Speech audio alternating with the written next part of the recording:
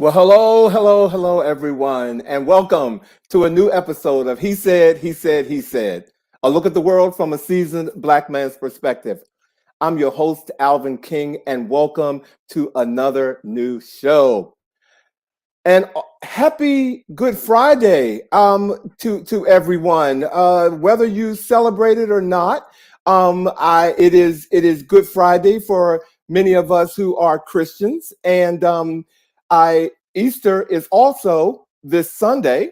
If for those of you who didn't know, and I thought because we have our Christian friends on here like me. I just want to make sure that I share with everybody what is Good Friday, and it is a Christian holiday commemorating the crucifixion of Jesus and his death at Calvary.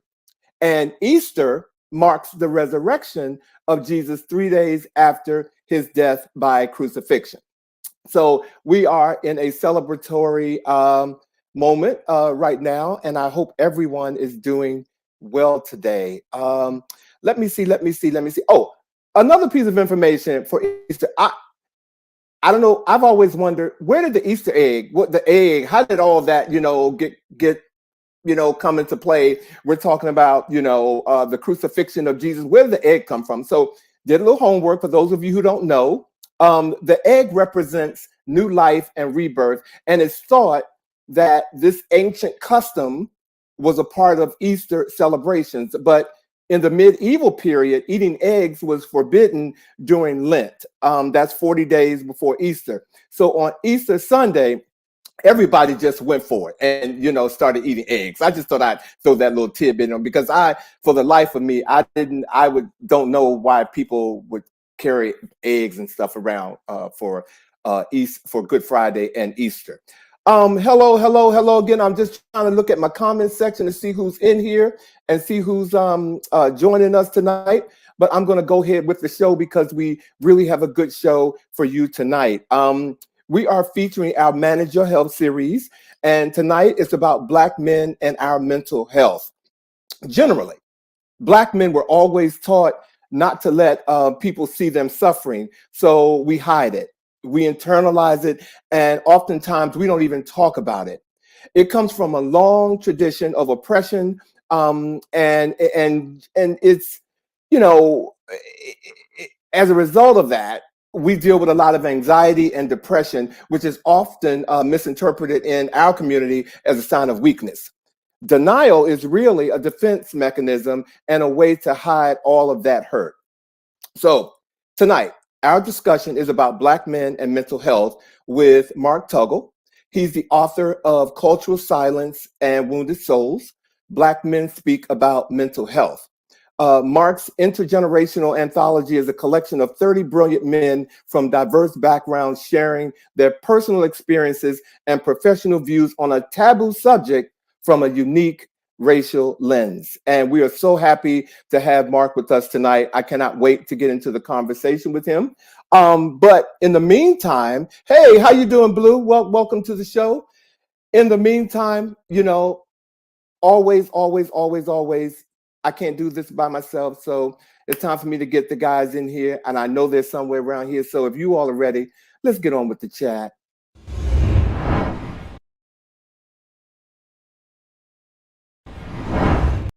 I'm here. I was hiding, but you can see me now. Come out from wherever you are. Oh my God. I was like a little hidden Easter egg. I should have found things on my head. Had you come on here with an Easter bonnet or an Easter egg, I was going to lose it tonight. Hey guys. Hey y'all. Happy Good Friday to both of you. Happy Good Friday as well. Happy Good Friday. I think we found the Easter bunny. We now know where those little eggs are coming from. Well, I have to tell you because, for the life of me, if I'm thinking about it, someone else is thinking about it. Yeah. And Easter eggs and crucifixion, they just don't. No, that's not a natural connection there. It's just not a natural connection. But no. Have you guys had a great week? It's been a good week. It's been a busy week, but I went to a very, very good Good Friday service with my friend Michi, my cousin Angie. So one of my boys, Reverend Brandon Crawley, George Walker, a bunch of us were together for a Good Friday service at Mount Enon Baptist Church. And it was a wonderful, wonderful service. Groovy, Yeah. groovy. Well, I was talking on before we came on, and I come from a heavy church background, but COVID got in the way, and I'm not celebrating Easter the way I'm used to celebrating Easter, and it's kind of I'm blaming COVID because it took us away from church 2 years. You know what I'm saying? Basically, and so the change is kind of crazy. Hey Monica, hey Deborah or Deborah. Deborah's my Aunt Debbie. Okay, hey Aunt Debbie, welcome to the show. Hey Aunt Debbie. Well, you guys, there's of course there's so much in the news right now, and we're having a very serious. If the shooting in Nashville a couple of weeks ago wasn't enough, yes, this week the Tennessee Republican-led House expelled 2 Democratic lawmakers over gun reform protests because they were using bullhorns, they said, and was acting out of order. Justin Jones and Justin Pearson, here they are right here. Yep. These are the 2 Democratic lawmakers, that got expelled. And there was a third person, Miss Gloria Johnson. Here's the controversy. She's also a Democratic lawmaker with these 2 gentlemen, but they spared her. Yeah, she did not get expelled. She was reprimanded, as I understand it, but not expelled. She did not, One of these things is not like the others. But she has come out to say that she believes that it was because of the color of her skin that she was not expelled as well. But the message of all of this, to me, my first thought was, did you ever, when you look at these, what do you call it, when all the presidents, Joe Biden just had one where he gives his speech, the State of the Union, and how people scream out, and how, could you imagine if a controlled, whoever it was, the Senate or Congress decided that, that person's out of order, we're just going to strip them down and expel them, and they're out. This is where that's going. And I just thought it was racism at its highest level. Kamala Harris she kind of rerouted her travels, and she's there now to speak with Justin and Justin. Yes. And and so I really hope that they get reinstated. This, oh my God. I mean, if this to me hit me like, seeing the knee on George Floyd's neck, or watching those folks scale the White House. I mean, the Capitol. It was my emotions was just crazy. It's interesting you should mention that, only because it was as the lawmakers were trying to justify their behavior in terms of expelling these 2 lawmakers, they actually equated their protest on the floor to the January 6th insurrection. They were saying, well, it's comparable, and that's why we moved as swiftly as we did. And I'm really struggling trying to see how lawmakers speaking up in defense of the constituents that they've been elected to serve, is comparable to people scaling the United States Capitol to overthrow an election. I don't understand the connection between the 2. Right. There isn't one. They're just making it up just so they have some sort of justification for acting swiftly, because they know people want some sort of justice for that, but they are just usurping that whole action and activity. They know that one of the Justins has been sort of raking them over the coals about all this different legislation that they're trying to pass, and their positions on gun reform, etc. So this was just an opportunity for them to just get rid of him. I think he's even quoted as saying that they all but called him an uppity Negro. Well, I did a little fact checking, And based on what they did Mm-hmm. compared to what some others have done in in this or in Tennessee, a gentleman by the name of David Byrd and his acknowledged sexual assault on children. Yes. Okay. Yes. He was secretly recorded by one of the women and apologizing to her, and to see that he wasn't wasn't expelled. expelled. No. No, but he was reelected also. Absolutely. Okay, he was reelected. And then, one more person, this person, Paul Sherrill, who just last month wanted to add lynching Yes. back in as a legal form of execution, and nothing was done despite calls for action from the Black Caucus. But yet these two young Black men were expelled for standing up for what they believe and using a bullhorn to do it. Yep. In the instant, like in the moment. It wasn't like they were like, well, let's take a recess and let's come back or let's think about this for a week or two. They were like, right now, let's get rid of them right now. Right. Yep. Well, we will keep them lifted. That's all I can say. This is terrible. And it's clearly not the end, because it's not. The swelling of response to this is growing. And so I don't think this is the end of this story by any stretch of the imagination.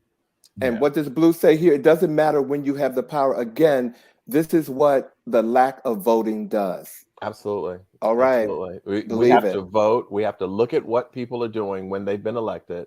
Right. And vote them out. Choose them out. If they are not representing the constituency, the population that they have been elected to serve, then they don't need to be there.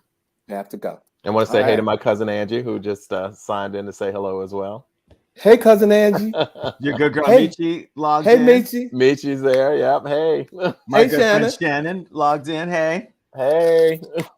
Oh, Shannon, you made me dance. I'm going to tell you about that later. She probably has steps too in doing that. Yes. She really likes the show. So the fact that, we get to say hello to her every week is really groovy.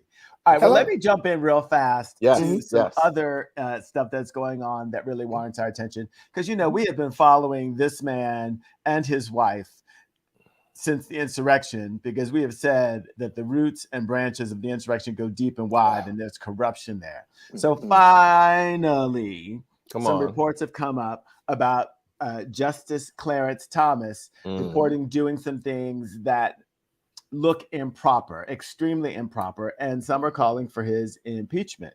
So he has reportedly been taking undisclosed luxury trips sponsored by real estate mogul Harlan Crow. Now, before people get all upset and go, well, look, you can have friends, etc. Look, under judiciary policy guidelines, food, lodging, and entertainment can be received as personal hospitality from any individual, as long as it's doesn't need to be reported if it's from personal friends, right? You can we can all have friends who got good stuff. But if it is coming from an entity or a company, then there's an issue. You got to report it, because it could be perceived as bribes, etc.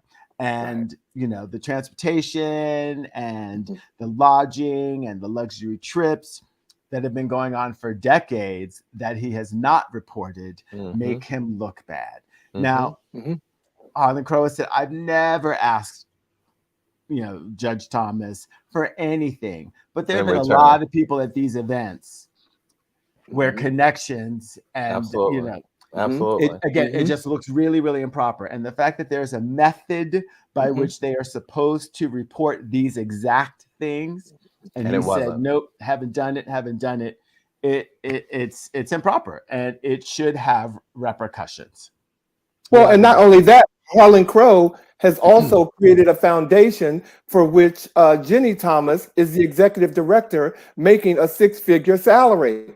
So we are conflict of interest. So can we say conflict of interest? Come on. So it is an ethic violation again at the highest proportion, at the highest level, and he should be impeached for many reasons. But this especially is for many reasons. For which, I'm not going to say the other the other eight. Right? Okay. Yeah. That's some hot news right there. Yes. It's a hot mess. Now, there have been some other news on the going in a slightly different direction. I don't know, for those of you who have been following March Madness, but it was an extraordinary season of bracket breaking games that took place. A lot of Cinderella stories, unexpected teams actually rising to defeat teams that were expected to win. The women's championship game in particular was an extraordinary game that I watched. But unfortunately, even though it was LSU's first time winning the championship in the history of LSU, there was more focus on something that was going on during the game as opposed to the historic numbers and all of that of the game. So some of you may be familiar with Caitlin Clark, who plays for Iowa. She is arguably one of the finest NCAA female players, very likely to be the first round draft with the WNBA coming up. But she was overshadowed in that final game, in that final game, by LSU's Angel Reese. And part of the controversy was, there was some trash talking going on between the young women as they were out there playing, as is very common in competitive sports. Earlier in the week, Caitlin Clark was seen doing the move, you can't see me kind of move with the hand, like I'm so fast you can't even see me move, that was originated by John Cena of the World Wrestling Federation. When she did it earlier in the week, apparently she was cited as being just competitive and just fierce competitor. During the game, Angel Reese, Caitlin Clark is white, Angel Reese is black also. Angel Reese does it to Caitlin Clark, and she is cited as being classless, a poor sports person, just goes in on it. Mm-hmm.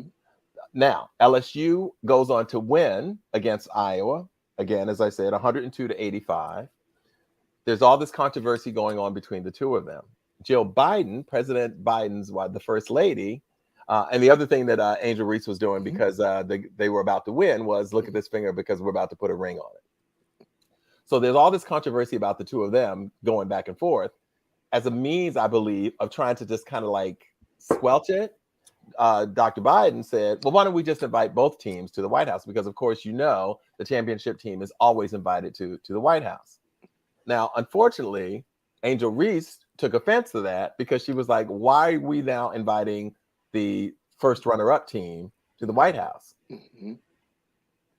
And so she had made a public statement saying that she nor her teammates will be visiting the White House. If you're not going to treat us as the championship team on our own merit and just placate to the first runner-up team, we're not going to come.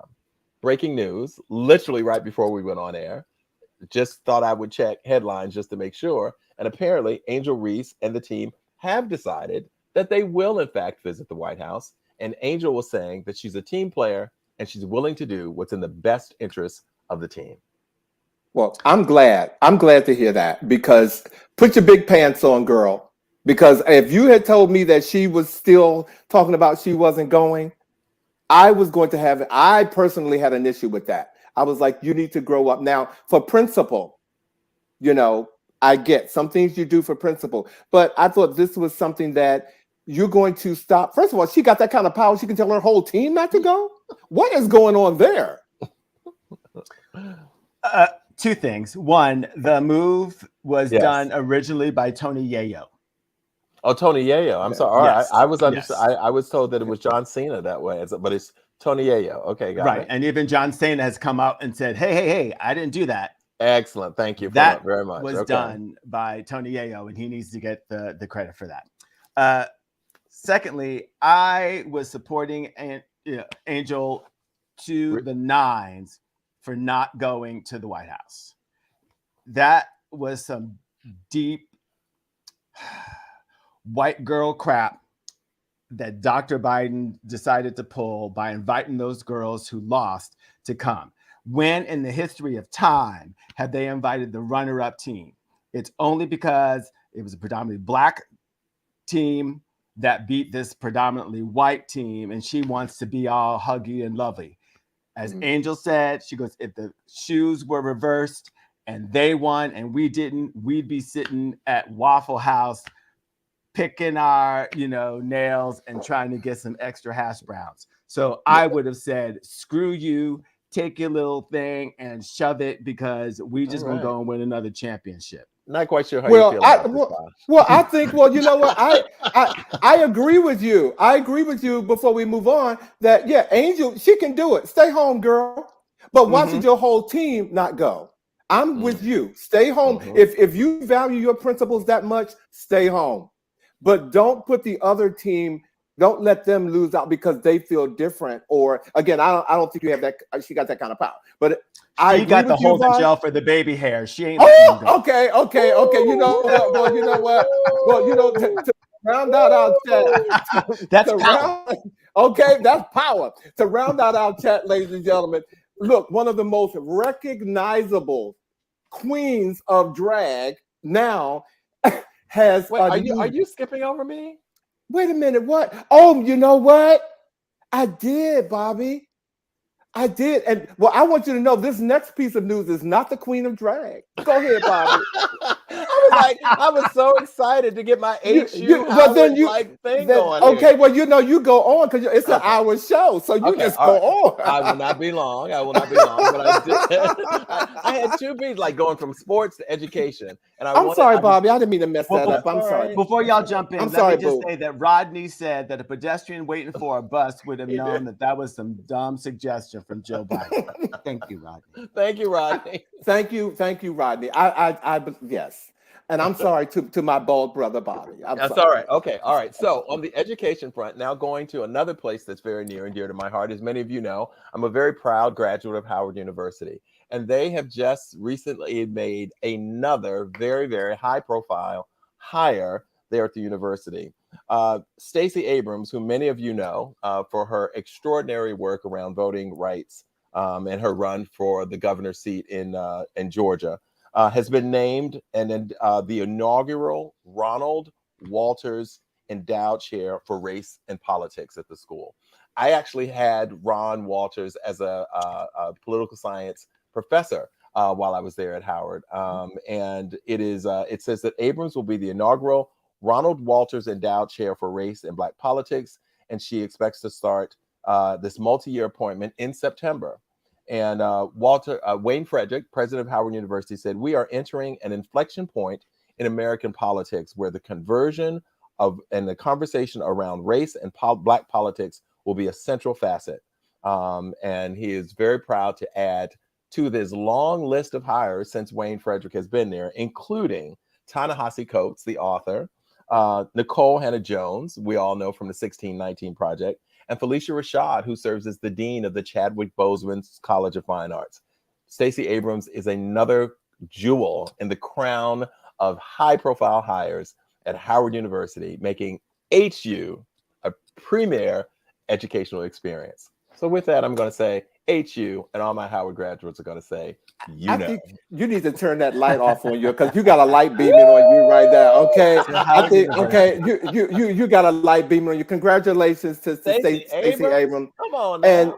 And you know, real quick, okay, I'm gonna put my wig back on for this last piece because you know, with everything that's going on, people are in an uproar about this piece of news right here, which doesn't make sense to me. But the most recognizable queen of drag, ladies and gentlemen, RuPaul, now has a RuPaul Build-A-Bear named RuPaul. Okay. Build-A-Bear. You know what I'm saying? I don't know if you all grew up on Build-A-Bear, but it is a big thing with kids. But you know what? With all that's going on about these cancel drag causes and all this kind of stuff, Ru, do what needs to be done, okay? and make the bank. The bear sells for $64. And people are out here outraged that this stuffed animal, okay, and it is out here, and they're now protesting against, Build-A-Bear, that they're promoting hate and trying to turn their kids gay by having a stuffed drag queen doll. People are very, very upset about representation. And what they're doing is, instead of just not saying anything about it and just letting it be, they're causing such a fuss that it's keeping it in the forefront and keeping it in the primary conversation. When in actuality, most people just want to keep moving. But with these attempts to ban drag performers, they have just simply shaken the cage and rattled, the bear. Right. Even though most drag queens Come don't on, have very much hair on them. come on, man. You done poked the bear. Come on. Yes. And all they're doing, I mean, don't mess with a drag What's in queen. that cup you're drinking?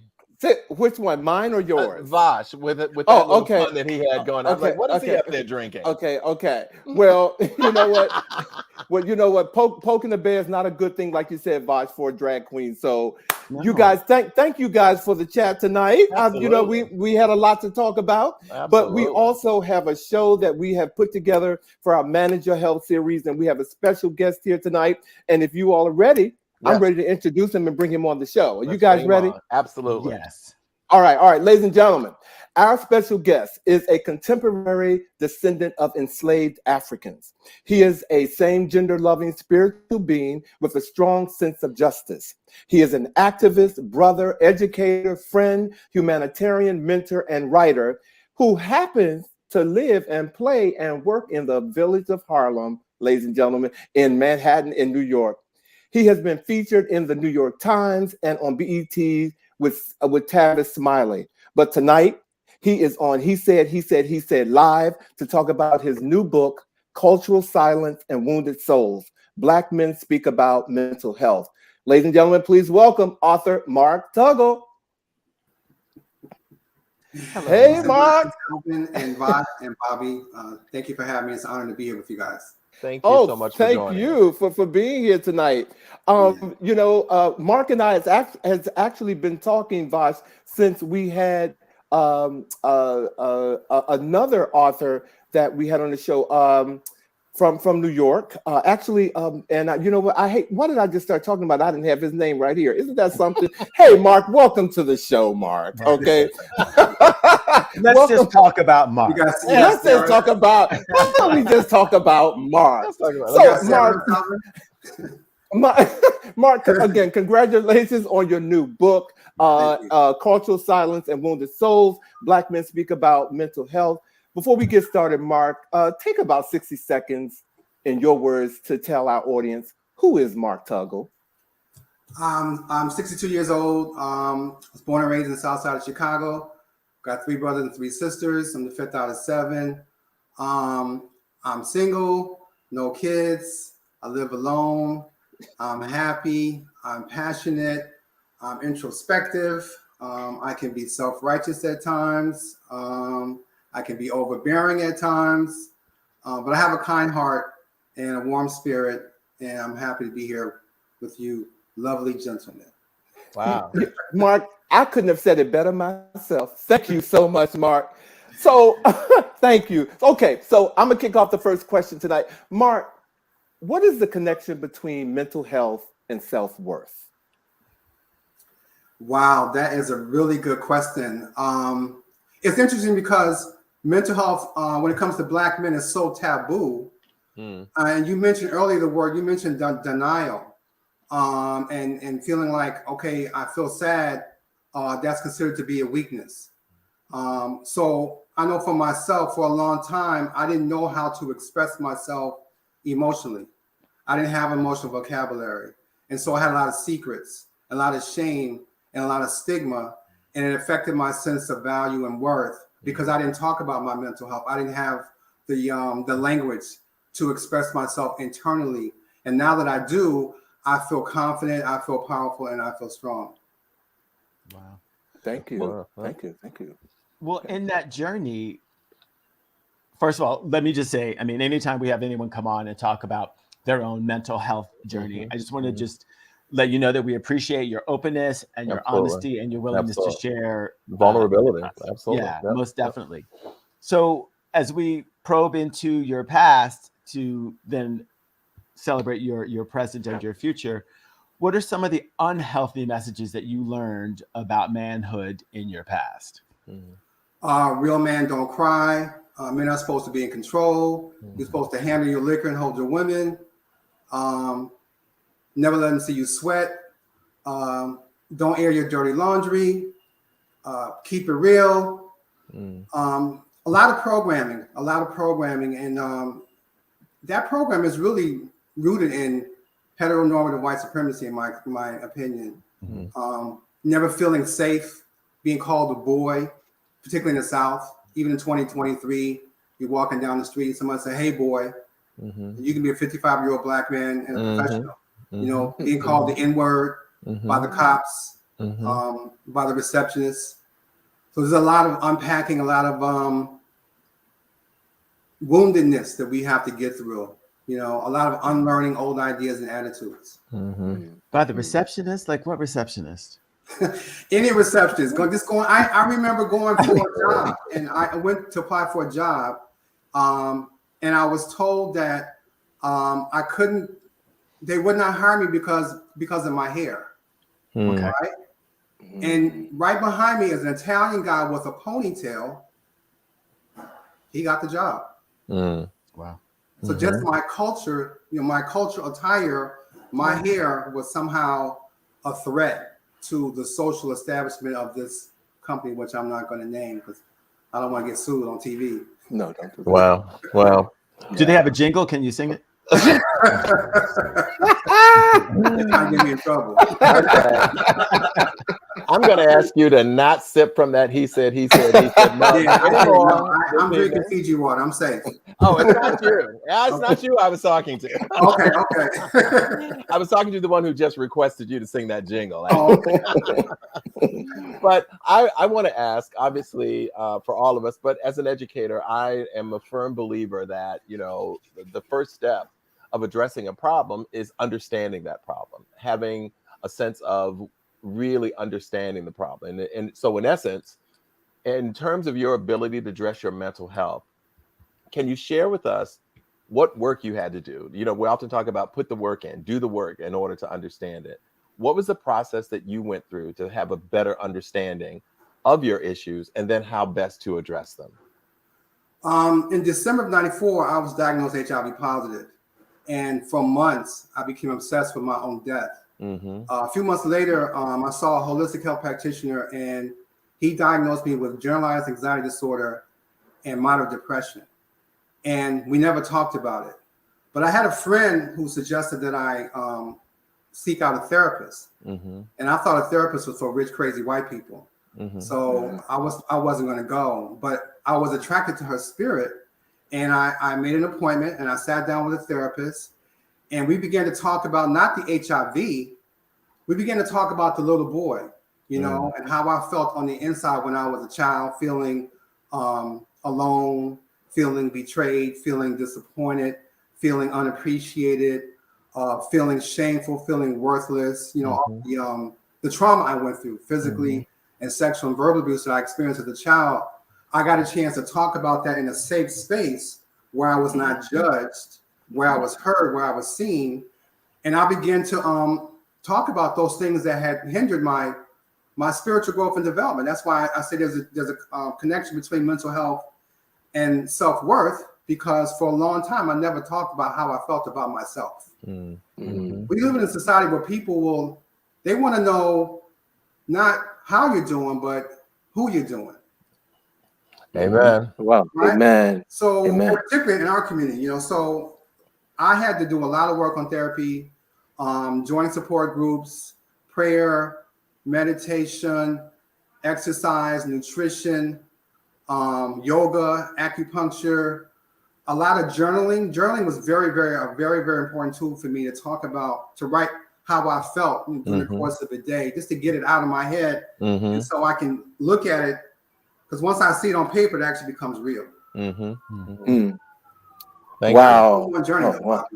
Yeah, you said what? It's an ongoing journey. Absolutely. We are all works in progress, my brother. Always. Yes. Yeah. But I'm a lot better than I was before. Thank you. Also, journaling, it doesn't just, when you write it, it's real. It also sometimes writing it allows you to process it, to let it go, to then give you space to have more things, more positive things fill that void. So you're right. Exactly.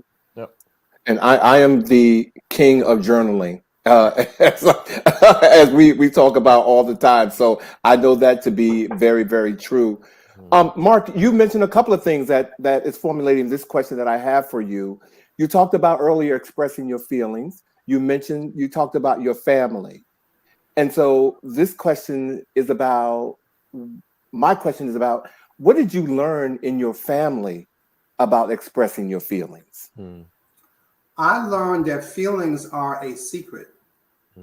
And you don't talk about how you feel to anybody outside of these four walls. So I grew up with a lot of confusion and insecurity and resentment. We just never talked about feelings in my family, which is not uncommon for a Black family across social economic lines. You know, my parents, their parents didn't model how to express themselves emotionally. And so a person can only give you what they have. And they didn't talk about how they felt, and neither did we. And that became the way I coped with life, is to not talk about how I felt. So I would wear the mask of being in control, being confident, being self-assured. But on the inside, I was shaky, and I felt inadequate and inferior at times. And, you know, so I got some really horrible lessons growing up. But talking to other people along the way, I found out that I was not unique. Other people have had the same journey as well. Yeah. Thank you. That's typical. Yeah. Well, then along that journey, what were some of the most positive and supportive experiences that you had? Along the journey, for me, I mean, like I said, therapy was helpful. Joining a support group, an HIV positive support group, was very helpful to me. And thank God now, because of social media, you know, I can reach out to people around the world and have those intimate conversations and talk about what's going on the inside. So I have love and support in a community where I can talk to people about how I feel. They can talk to me about how they feel, and we learn how to express affection and intimacy and brotherhood. And the spirit of unity is really important. You know, go ahead, Vash. I'm sorry. I was going to say, so it sounds like there was just this sense of belonging and having community that actually helped. Yes, very much so. That, in fact, the sense of belonging is, for me, a spiritual need. I have a need to belong. I have a need to feel appreciated. I have a need to feel safe. I have a need to express myself in a creative way. I have a need to cultivate my spirit. And so part of journeying, like you mentioned, it really helped me to see what I need to let go of and what I need to hold on to, and find out what my values are and try to live according to my spiritual values. And that's a daily challenge. I'm picking up some very, very good energy from you, Mark. Wow. And speaking of picking up some good energy, we're going to dive into some questions with you about the book. Because I have had the opportunity of reading this book. Ladies and gentlemen, it just came out in February. And I'm going to tell you all who are watching, there's an opportunity for you to get a free copy of Mark's book. So stay tuned, and we will share that with you later. But Mark, in your book, you immediately draw the reader into your book by sharing your own personal story, as you have done so with us tonight, and your detailed struggles with mental illness. Why did you choose, particularly, to open the book in this way? Well, I wanted to be transparent, and I wanted to be open. I wanted to be honest. I wanted to be vulnerable. And I wanted the people to know that I'm not just an editor, but I'm a human being, you know, with wounds and flaws and dreams and goals. And I wanted people to see who I really am on the inside, you know, not in the back of the book through a bio, but through my own personal story. And hopefully there's somebody who can connect with what I've been through, and it may inspire them to actually go talk to a therapist, or talk to a counselor, or talk to a social worker, or talk to a pastor, or talk to their best friend, or just, you know, just say, I need somebody to talk to. And so that was really important for me. Well received. Mark, early in the book, you wrote an essay and you quoted David R. Williams. And the quote is, "There is a vaccine for COVID-19, but there is not a vaccine for mental health." Can you share with us, in your own words, a little bit more about that quote? Well, trying to remember where I actually got that from.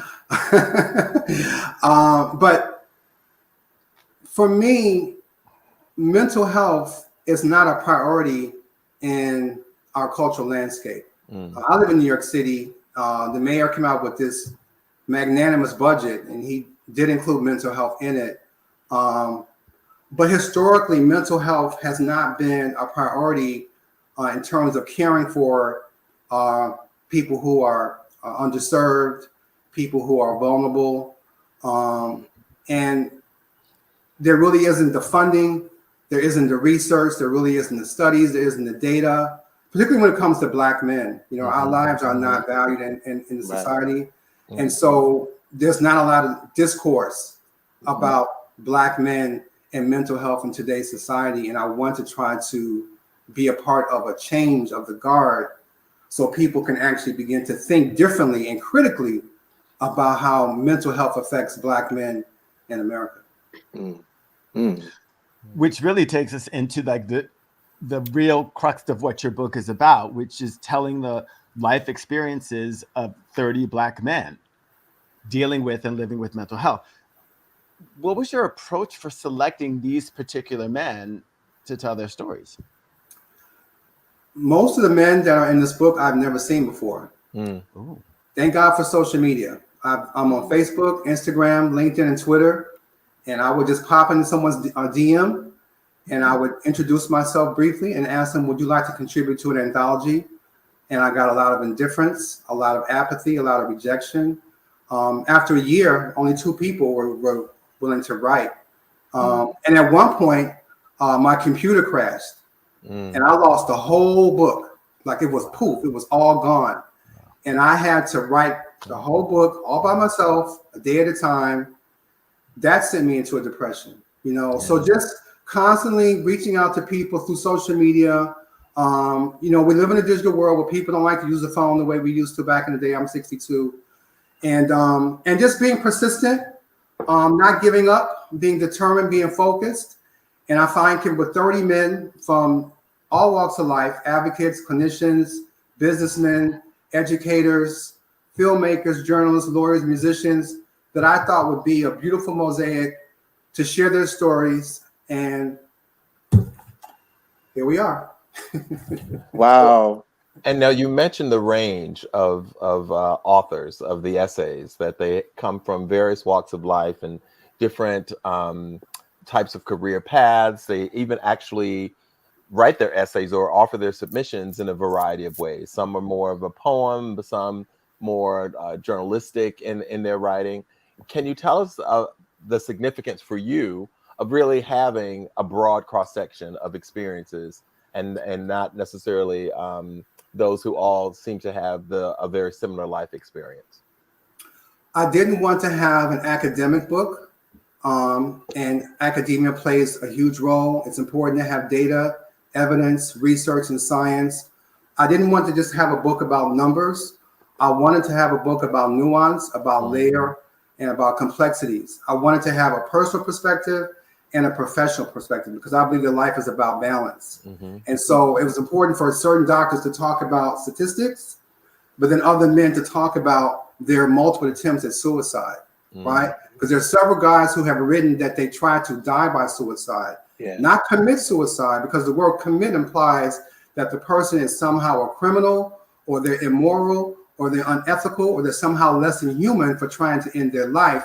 And that's part of the stigma around mental health, the language that we use. I'm learning how to use a different language to affirm the humanity of people who try to end their life for whatever reason. You never know what somebody is going through from moment to moment. So it's important to have compassion and empathy and tolerance and understanding. And I wanted to have that balance. And I hope that I was able to achieve that. Thank you. Thank you very much. Wow. Well, I have to say one of the 30 men that's in your book is Tim M. West. And we recently had Tim M. West as a special guest on our show. So I was very, very happy. Tim M. West is just an amazing soul. And to see him partnership with you in this book, it really meant a lot. And I'm giving you kudos for all the work you did to get the 29 other men to be a part of this book. At the end of your book, Mark, you listed, ladies and gentlemen, he listed authors, and he had a list of social media articles, resources, helplines, hotlines.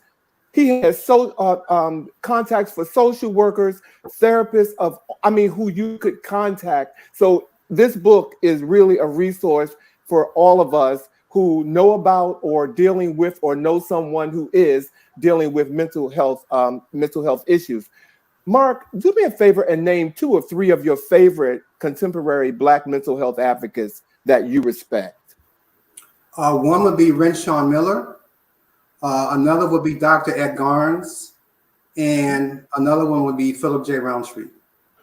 And are there any particular reasons why you chose these 3? Because they speak truth to power.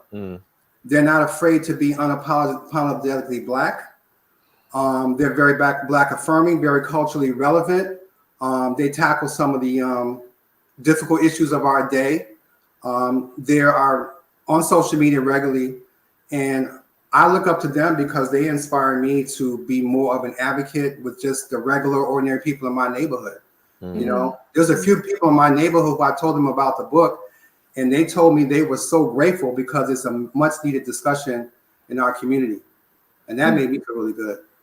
Well, so Mark, let me ask you that, again, hearing what you just said and still kind of just focusing in my mind on the broad range of contributors that you have to the book, it makes me wonder if you found generational differences among the Black men in terms of their capacity or their approach to addressing mental health.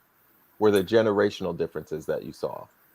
There are generational differences, and some of them are very subtle. Somebody who's 20 may say, I want to keep it real. And someone who's 40 may say, I need to talk about what I'm going through. And so just listening to how they express themselves is very, very poignant for me, because I want to be able to understand their point of view and not impose my thinking on how they express themselves. So there are some men who are in their 20s, 30s, 40s, and 50s. People who are in academia world, they have a certain jargon. Then you have people who are speaking from their personal pain. Yes. Right. And then you have people who actually work in the field of mental health. You have therapists and social workers. And so they talk about clinical stuff. They talk about paranoid schizophrenia. That's not a word that you're going to hear in the neighborhood. Right. But that's real. People hear voices and they talk about that. Do you feel that the younger generation, though, maybe based upon some of the things you were talking about, we happen to be the same age, we're both 62, and thinking about some of the stigma that's associated with support like therapy, therapists, etc., do you find that the younger Black men that you spoke to seem to be a bit more open around receiving help in that way? Therapy is still very much stigmatized, particularly amongst young Black men, unless they see a young Black man who's modeling that type of behavior. So if you talk to somebody who's 30, who's been in therapy for 5 years, and you're 19, you may be likely to even consider the possibility of seeing somebody. But if you don't know anybody in your family or your neighborhood, you're probably not going to be open to the possibility that this may be a helpful resource. So younger people may be more willing to join a support group, right? Because even though they may not want to go to therapy, Black men historically have had therapeutic conversations. Absolutely. Right? We talk in the barbershop. I was going to say the barbershop is one. The locker room, in the backseat of a car, in grandma's kitchen, on the front porch, at faith-based ceremonies. We've had historical therapeutic conversations, but we don't think of it as clinical therapy. I went to see a professional. And this whole idea about if I go see a professional, I must be crazy. That affects our sense of manhood. Absolutely. So we have to destigmatize the language that we use when we talk about mental health, so people will feel like it's a place where they can go and actually be real. Absolutely. Thank you. I love that. How might anti-homosexual bias, whether internal or external, impact one's spiritual growth? Wow. Okay, how much time do we have for that one, Vash? Just a moment, because I always have a follow-up question. That's a great question. Honestly, and I've thought this for many years, I really think that there is a conflict between sexuality and spirituality. And For people in the Black community who attend a church or mosque or synagogue or a temple, and the person who addresses them does not affirm your orientation, your identity, your preference. I have friends that still go to those places and they are miserable. They don't have the courage to go someplace else because they feel like they're betraying God if they leave the church or the mosque or the synagogue or the temple. And so when you're constantly told about Adam and Eve and not Adam and Steve, right? And you're told about the sin or the sinner, there's just so much bias that we get, you know? I mean, when's the last time you saw two Black men loving each other in a movie that didn't have a white partner? Right. Right? There's a lot of anti-homosexual bias. It's all throughout society. And it's men like us who have the opportunity on a platform like this to have these conversations that may be awkward and uncomfortable to kind of get to the root of it. So we can, you know, talk about how we really feel about ourselves. We're bringing you back so we can expound on this. That's what we're going to do. I've already made that up. I'm sorry. Go ahead, Vash. Well, I am of the three. I am the not religious one. So, in terms of what you just said, there is a way. I don't think spirituality is in conflict with sexuality. I think it is the particular religion that people choose, or the particular sect, or the particular location that they choose to worship. But I do believe that those two things can work in cooperation with one another. I agree. Because, yeah, I mean. No, I agree with you. One of my favorite poets is by the name of Rumi. And Rumi says, I belong to no religion. Love is my religion. Every heart is my temple. So I don't follow a religious path. I have an eclectic approach to spirituality. But I do know people who are conflicted because of where they go to worship from week to week. And they don't feel safe to talk about who they love, where they serve. I know that for a fact. Well, hopefully when they watch us, they learn that there's always a place where you can find your tribe. Amen. Amen. I agree. I found my tribe. So you're right about that. Amen. Amen. Yeah. It takes courage sometimes, I think, to move on from where you've been. It does, and knowledge, knowing that there is a better space. And when love is your religion, you know that will guide you to the right space. Well, you know, is he talking? Did we lose Mark? No, he's right there. Oh, okay. No, I heard an echo in my in my thing, and I thought we lost Mark's voice. Well, I'm here. Okay, there you are. There you are. Okay.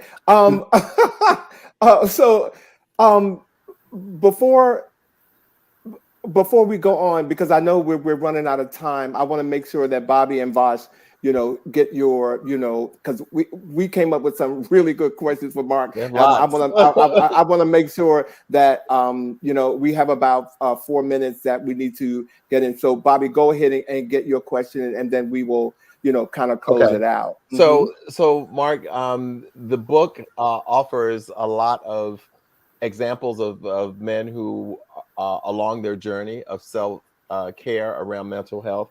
And so I was just wondering if you could give 4 or 5 general basic steps that a person should consider in experiencing their own journey of addressing their own mental health issues. What would those 4 or 5 steps be? 4 or 5 basics. Now, when you say basic steps, do you mean like a basic tool? A basic tool, yeah. Okay, all right. Prayer, meditation, journaling, laughter, and nature. Something as simple as going for a walk could ease your mind, calm your confusion, you know, chill the rage before I curse somebody out. You know what I mean? I need to take that break so, you know, my rage doesn't become, you know, resentment. Mark, we have never met before, but these two gentlemen can tell you that Bobby Edwards is known to do, like, I do what I refer to as my all walks. where I seek to be present and be in awe of those things around me. So I completely hear the walking thing. Like, it resonates with me. Absolutely. Thank you. That's good. Something that's simple, right? That we probably take for granted. Yeah, I mean, and it does help to free the mind. Or you could take up potting like Vash, and you could just plant flowers and name the flowers, that give the flowers names, like yeah. But and eat from them. But Mark, In Vogue did say, "Free your mind, and the rest will follow." Come on now, that sounds like a song. Well, Mark, look, we have gotten to the end of our show, Mark, and first of all, I would like to just give you this open invitation. Please come back.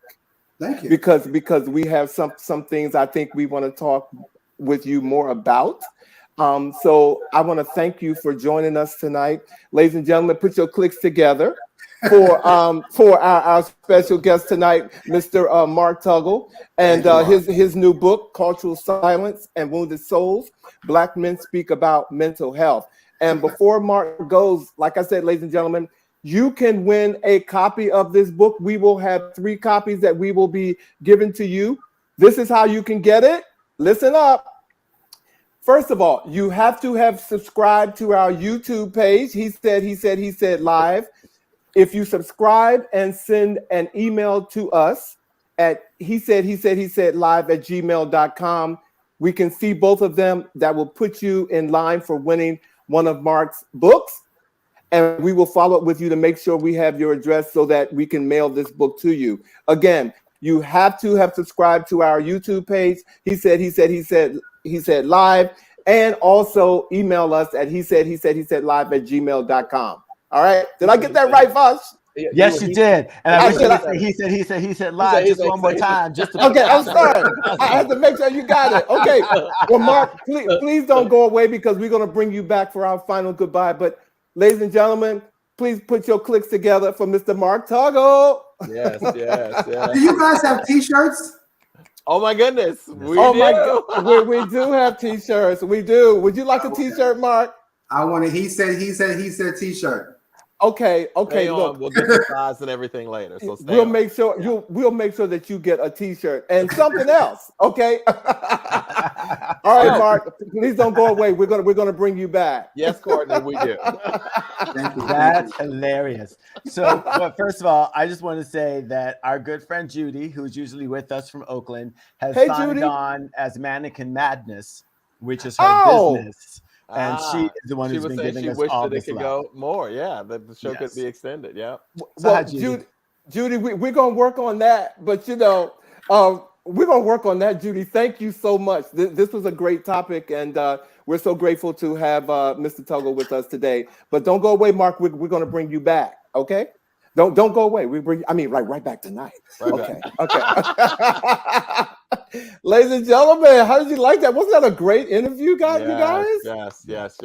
Wow. Well, look, next week, you guys, you've asked for it, and we're going to bring it back. We are doing another series, Aging While Black, facing reality this time, and we're bringing back some of the He Said Live special guests who have been on the show. So next week, we will have joining us Dr. Art Fields of the book I Respect Difference. Mm-hmm. We will have Corey George here, certified clinical trauma specialist. All right. And we will have Dr. Jamie Riley. He's the director of Race and Justice for the NAACP. They will be with us. The brothers will be with us, talking to us about facing reality. Yes. Okay. Black men facing reality. Okay. And these brothers know how to tell you how they feel. Okay. So you definitely want to tune in. So for this week, ladies and gentlemen, we're going to do something different for our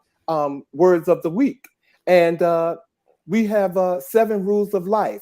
Rules of life. Why don't we start it off with Mr. Bobby Edwards? Absolutely. The first rule that we want you to consider is make peace with your past so it won't disturb your present.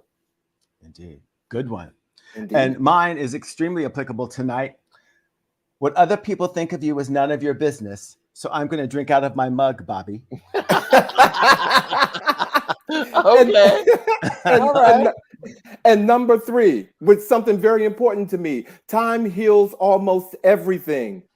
Give it time. Amen. In other words, relax. Right. Okay. Okay. Mm-hmm. The next Number one. 4. No one, absolutely no one, is in charge of your happiness except you. Yeah. So I'm gonna drink out of my mug again, Bobby. You drink out But you don't care what I think. I don't. T for two. And number 5, Okay. don't compare your life to others and don't judge them. You have no idea what their journey is all about. As I drink out of my mug, Bobby. Oh, I know what your journey's all about. Number 6, stop thinking too much. It's all right. It's all right not to know the answers to everything. Like what's in my mug. All right. Bobby. And number 7, number 7. Number 7 is one that speaks to my heart. Smile. You don't own all the problems of the world. Those are our 7 rules of life this week. Those are 7 rules of life, ladies and gentlemen. Look, so look, can we bring Mr. Mark Tuggle back to the stage tonight? So again, Mark, thank you. Ladies and gentlemen, thank you for joining us. I'm sorry. Thank you to Vash and Bobby for making my world go round, and my head and my hair and all that too. Okay. Hey. All that. With the hair back and forth. Wait, Thank you. there's only one of us on here who can say whip their hair back and forth. There you go. There you go. So, ladies and gentlemen, you all have a great weekend, a great Easter. And again, once again, happy Good Friday. We look forward to seeing you next week on a brand new episode of He Said. He said. He said. Take care, guys. Have a good week. Have a Thank great you. week. Happy Easter, everybody. Peace, everyone.